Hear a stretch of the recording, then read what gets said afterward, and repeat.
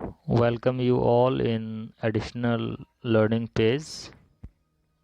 I am here with the third video of subject, verb, object. I have explained subject and object in previous video. In this video, I will explain the next topic, verb. A sentence consists of subject, verb and object and object.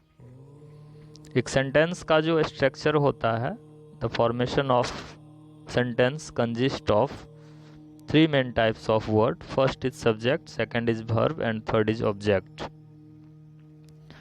वाक्य का जो बनावट, जो संरचना है, उसमें तीन तरह के शब्दों का प्रयोग किया जाता है. पहला सब्जेक्ट होता है, दूसरा वर्ब और तीसरा ऑब्जेक्ट. सब्जेक्ट और ऑब्जेक्ट के बारे में वीडियो बनाया गया है, यदि नहीं देखे हैं तो देख लेंगे. आज वर्ब के बारे में हम जानेंगे. ठीक है. There are two main types of verb. At first we will know the meaning of verb. Verb is also called the action word. A word that shows any type of action is called verb. सबसे पहले हम verb को जानेंगे कि verb क्या होता है. ठीक है. A question, simple question is here, what is verb?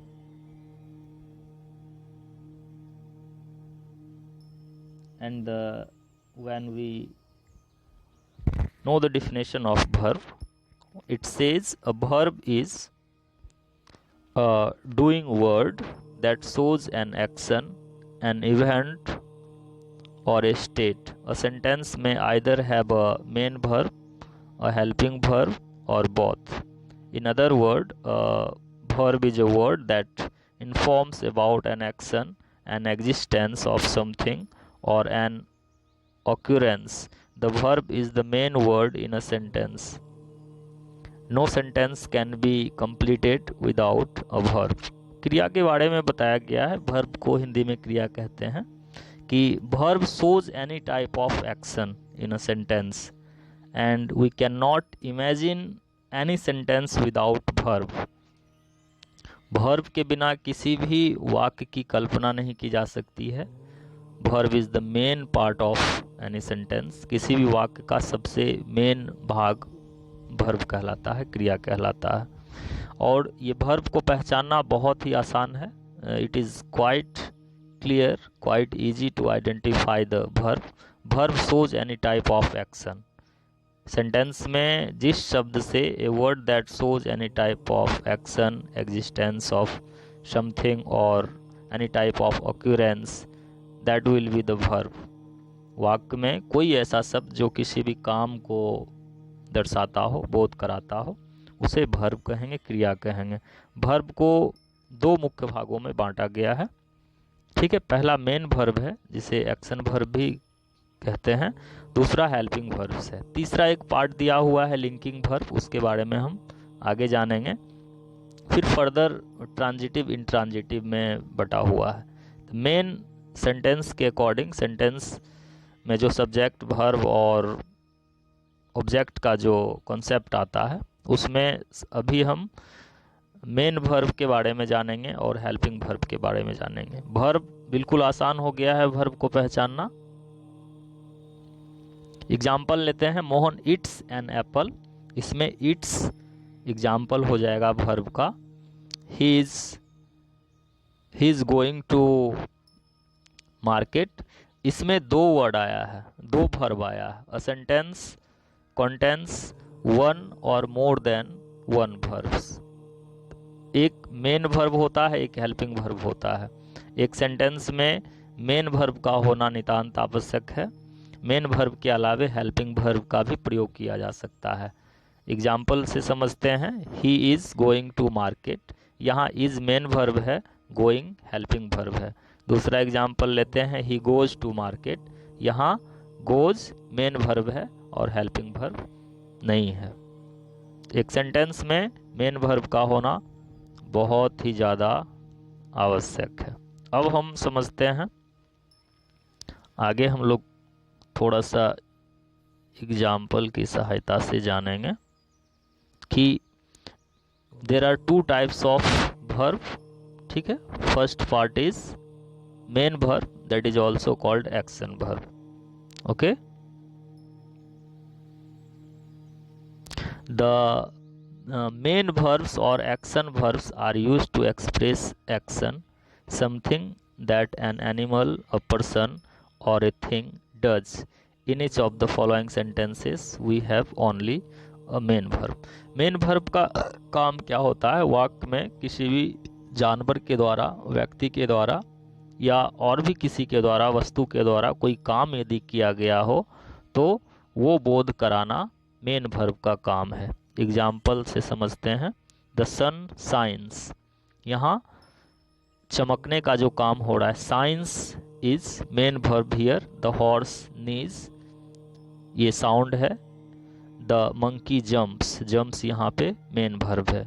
एक सेंटेंस में मेन वर्ब का होना बहुत ही ज़्यादा आवश्यक है। आगे नेक्स्ट हम समझते हैं हेल्पिंग वर्ब क्या होता है।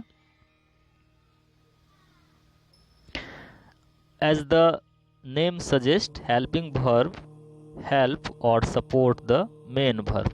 जैसा कि नाम दिया गया है, हेल्पिंग वर्ब जो होता है वो मेन वर्ब की सहायता करता है, उसे सहारा देता है। एग्जाम्पल से समझते हैं। We are learning about helping verbs. Are यहाँ पे हेल्पिंग वर्ब हो जाएगा और लर्निंग मेन वर्ब हो जाएगा। वीडियो के स्टार्टिंग में हम ये थोड़ा सा बताए थे, वर्ड अगर आगे पीछे हुआ होगा तो आप समझ लेंगे। नेक्स्ट एग्जाम्पल है we are in the green house club. यहाँ पे आर हेल्पिंग वर्ब है, ठीक है, और मेन वर्ब यहाँ पे नहीं दिया गया है। You should complete the work by tomorrow, ठीक है। यहाँ पे शुड हेल्पिंग हो गया और कंप्लीट मेन वर्ब हो गया। मेन वर्ब और हेल्पिंग वर्ब को पहचानना बहुत ही आसान है। सबसे पहले तो समझ लीजिए कि एक सेंटेंस में यदि एक वर्ब का यूज़ किया जा रहा है तो वो if only one verb is used in any sentence then that verb will be main verb. किसी वाक्य में यदि एक वर्ब का प्रयोग किया गया है तो वो प्रत्येक स्थिति में मेन वर्ब होगा। And if two verbs are used in a sentence then one will be helping verb and second will be main verb. Example लेते हैं। ही ईट्स एन एप्पल, यहाँ पे ईट्स जो होगा वो हो जाएगा main verb. He is eating an apple, is यहाँ पे हेल्पिंग हो जाएगा और ईटिंग मेन वर्ब हो जाएगा। दूसरा एग्जाम्पल लेते हैं। He is a good boy, इसमें इज मेन वर्ब हो जाएगा।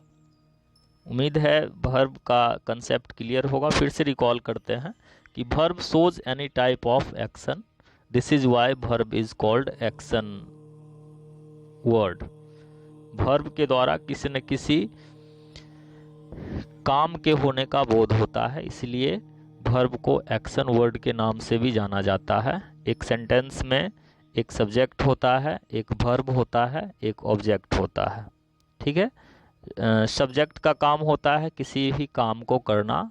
Subject is the doer of any sentence, ठीक है। वर्ब जो होता है वो रिसीवर होता है। When any action is received by a word that is called verb. और ऑब्जेक्ट होता है, no wait, subject is the doer of any work.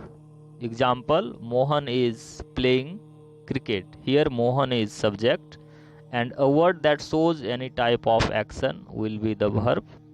Like Mohan is playing cricket, playing is main verb, is helping verb. And when a word that receives the action of verb is called object. Mohan is playing cricket, cricket is an example of object. Thank you.